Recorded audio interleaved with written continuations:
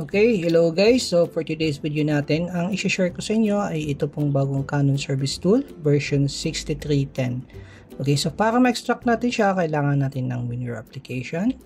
And before po natin extract yung ating file, be sure na naka-disable po muna lahat ng ating antivirus natin. Okay, so wag po sila mag-aalala dahil false alarm po ito. So gagawin lang natin ito kapag gagamitin natin yung ating resetter. So once na disable na natin, extract na po natin yung ating file. Yan, ganyan po. And then ito na yung ating magiging folder. So i-open lang po natin yung ating folder, and then dito po may makita tayong dalawang file.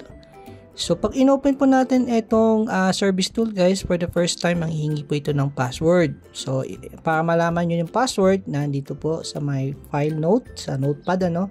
So i-copy lang natin ito para ma-paste natin dun sa ating app. Okay, ganyan po.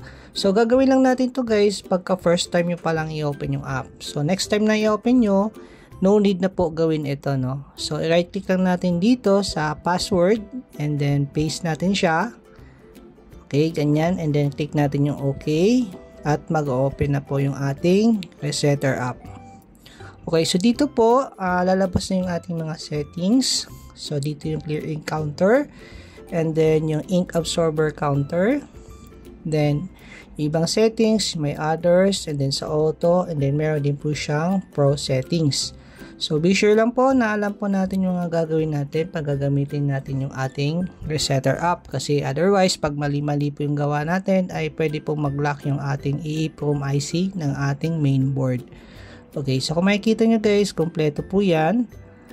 Okay, yan po ano. And then makikita nyo po dito sa about yung ating version ng ating resetter app. So makikita nyo po dito, nakalagay po dyan, Service Mode Tool version 6310. Okay, so kung gusto nyo po mag-avail ng app na ito, visit nyo lang po yung aming Facebook page. Maraming salamat po.